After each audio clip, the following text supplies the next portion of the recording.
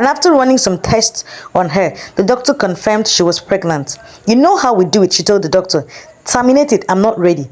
"I can't," replied the doctor. "And why, if I may ask? You remember the last time I told you any other abortion would affect your womb?" Rita was a daughter of Bishop and Deaconess Alfred Victor. She was a young, beautiful girl, but she was nothing like a pastor's daughter. She was very wayward. She slept with half the men in the church just for fun and money. She had series of abortions for different men in the church. Her parents tried all they could to correct her, but it did not seem to work. Tired of the embarrassment, they decided to disown her. At least they thought that was the right thing to do. When her parents disowned her, she left without looking back and continued living her reckless life and committing series of abortions every 2 weeks. She felt having a child would put her life on hold and ruin her perfect figure, the glass R shape. One day, she noticed she was running temperature and decided to go for checkup. And after running some tests on her, the doctor confirmed she was pregnant. "You know how we do it," she told the doctor. "Terminate it, I'm not ready." "I can't," replied the doctor. "And why, if I may ask? You remember the last time I told you any other abortion would affect your womb?" The doctor said. "Don't tell me that," she yelled. You're incompetent." The doctor continued with his explanation. "You had a complication in the last abortion, and I told you that was the last time you should ever consider an abortion. You might lose your life or your womb if you attempt to do an abortion again."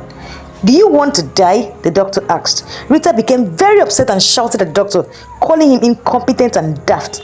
She proceeded to another clinic for the abortion, but she was advised not to go ahead with the abortion after a series of tests, that she may lose her life or lose her womb. Dejected and angry, Rita became depressed. She found it hard to believe that she was going to be a mother and that everything she had worked for will crumble under her watch. The worst part was that she did not know the father of the baby. She thought for days, and after thinking, she decided to move to another town to have the baby.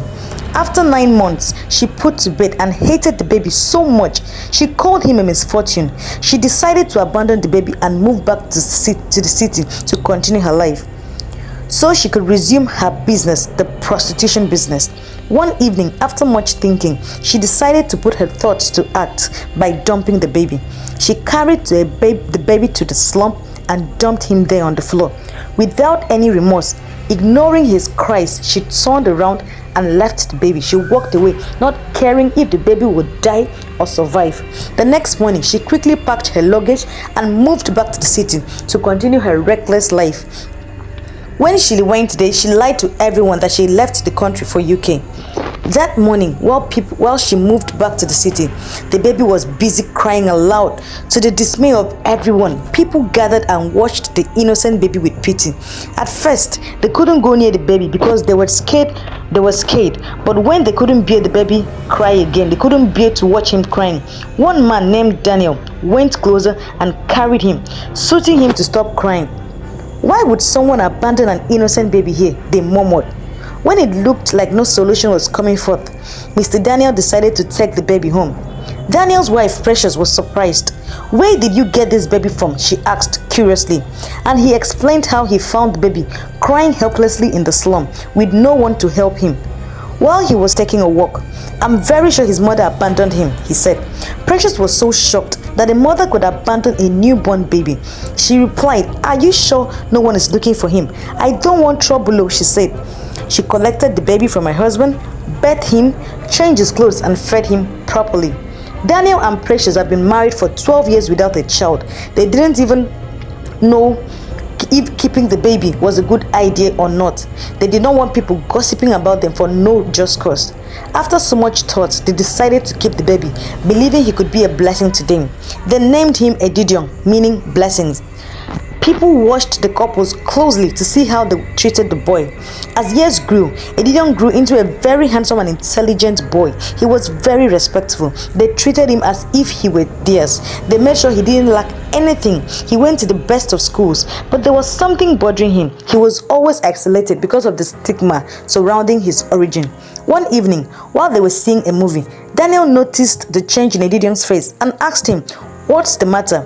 I noticed you're not cheerful. You always keep to yourself and you're always moody these days. Did your mother scold you?" he asked. I can't be sad if mother scolds me. I know she's doing it out of love. I'm sad because everywhere I go, people call me slum baby, slum baby.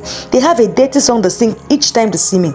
Daniel tried to shut him up, saying, don't pay attention to them. You're my only son. Forget all the names they call you outside home. That is their business. The most important thing is that I and your mother loves you so much. You're the son I never had. God's special gift to me. His father tried to cheer him up, but his classmates continued to bully him in school and in the neighborhood.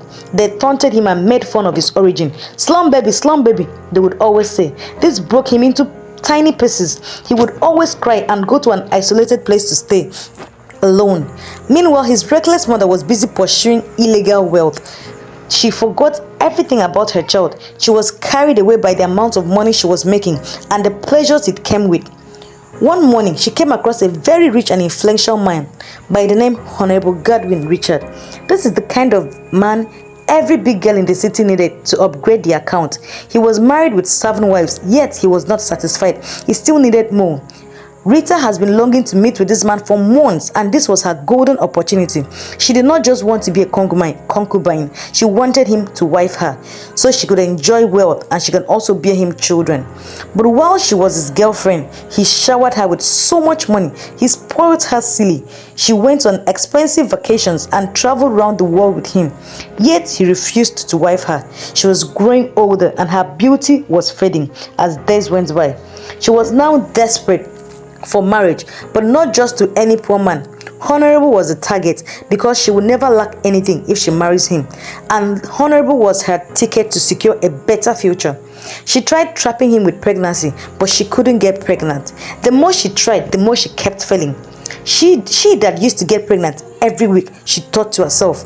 She visited so many hospitals and fertility clinics, all to no avail. She just knew that karma had caught up with her.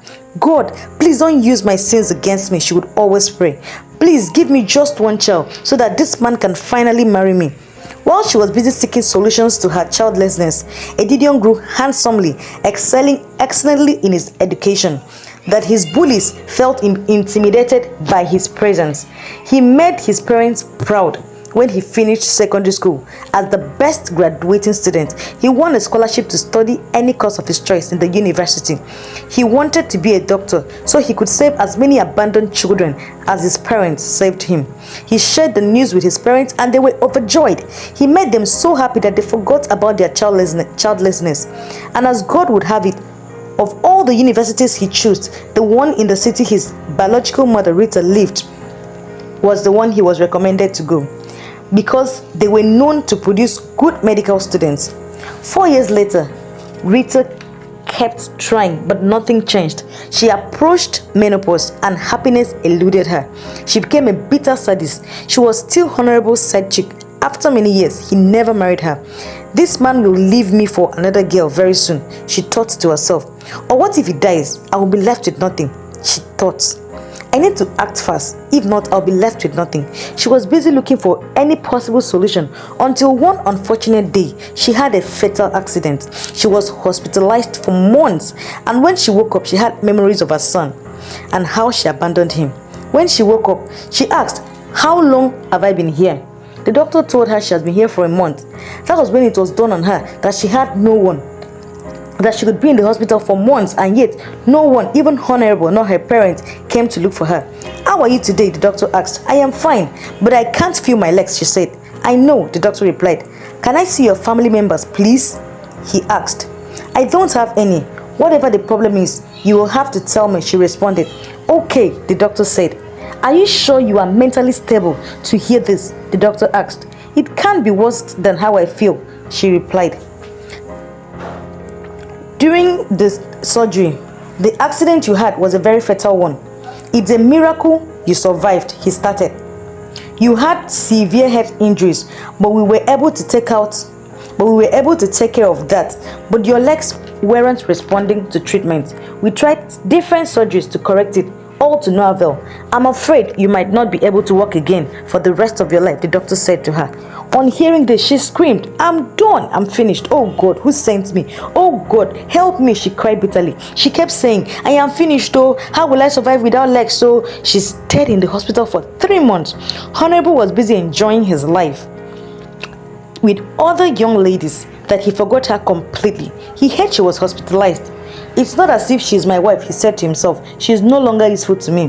While Rita was busy living a reckless life, she didn't have any savings because she spent money on shopping for expensive clothes and bags. She exhausted everything because she believed she was going to get married to a wealthy man that would take good care of her. So while in the hospital, she exhausted all the money she had, and yet her bills were not paid. When the hospital couldn't accommodate her anymore, they asked her to leave, but not without paying her debts. By this time, she knew her rent would have expired, and she also needed someone to take care of her.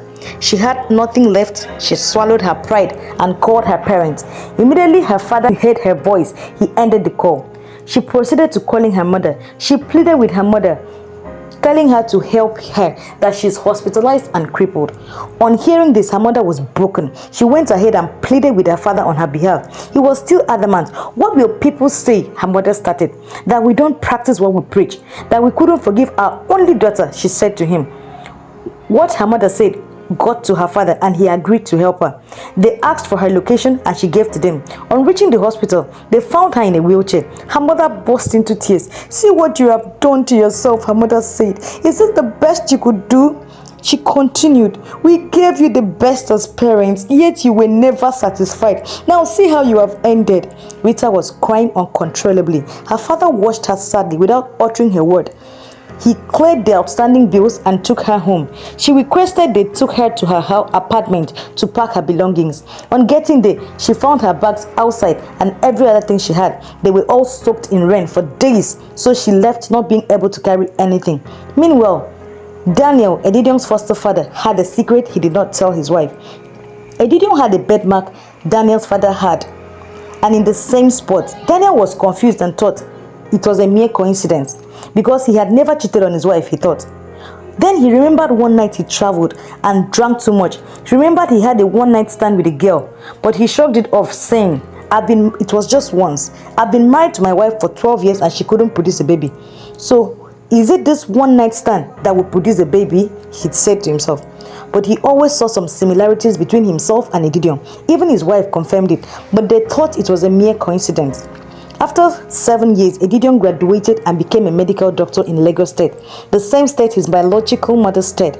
He moved his father and mother to live with him. Rita stayed at home all day. She never left the house so people don't look at her or make mockery of her.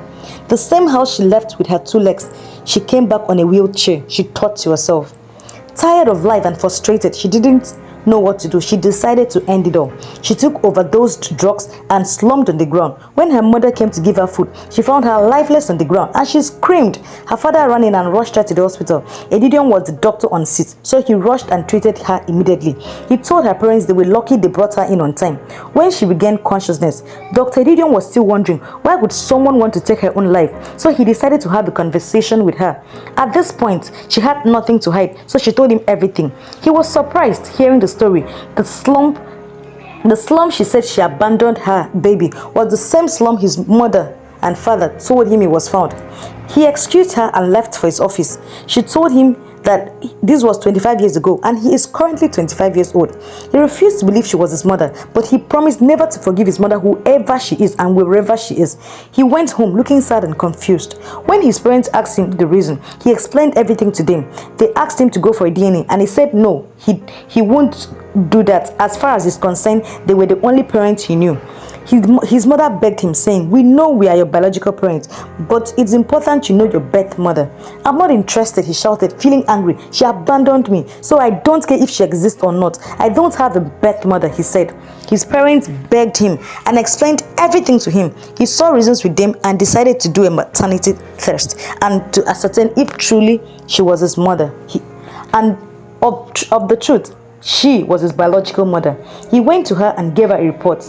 She collected it but didn't read it. "You can tell me whatever it is," she said. "I've heard worse than this. I don't have the time or the strength to read this. Just tell me." "I can't," he replied. "Just read it." She opened it reluctantly and read it. "I don't understand this. I'm seeing maternity test." "I don't understand." "I was picked by my parents from the slum in Asaba," he said. Immediately she said this, everything made sense to her. My son, she was crying. "Please forgive me. I beg you, please have mercy on your poor mother, your poor good-for-nothing crippled mother. Please don't abandon me. I am sorry. I have forgiven you already," he said. "I have forgiven you long before I gave you this. Thank you, my son. I am proud of the man you have become. Maybe I wouldn't have raised you this well if you were with me," she said. "Don't say that," he told her. Later in the evening, she was discharged. He took her to go and see his foster parents. Immediately she entered the sitting room. The man recognized her as the lady he had a one-night stand with. But she couldn't remember him since she sleeps with different men every day. "I know you," he said. "How, please?" she answered. "At Greenville Hotel," he said. "We had a one-night stand." Now everything made sense to him. Why Edidion took after him. "Who is the father of your son?" he asked her. "I don't know," she replied, feeling ashamed. They wondered how on earth a woman will not know the father of her son. Mr. Daniel kneeled down to beg his wife. "Honey, I'm sorry. I cheated, but it was just once. I was in a vulnerable state and I messed up. I am sorry. Please find a place in your heart to forgive me." "I'm not certain, but I think I am the biological father of our foster son." His wife stood there mute. She didn't know what to say or how to feel or how to react. But deep down she was happy. Edidion was not leaving them because she has grown to love him very much. "I forgive you," she said. "At least God used it to bless us with a son." The next day, they went for a DNA, and truly he was Edidion's father. Edidion, for the first time in his life, felt complete happiness. At least he was no longer a slum baby. He had a complete family.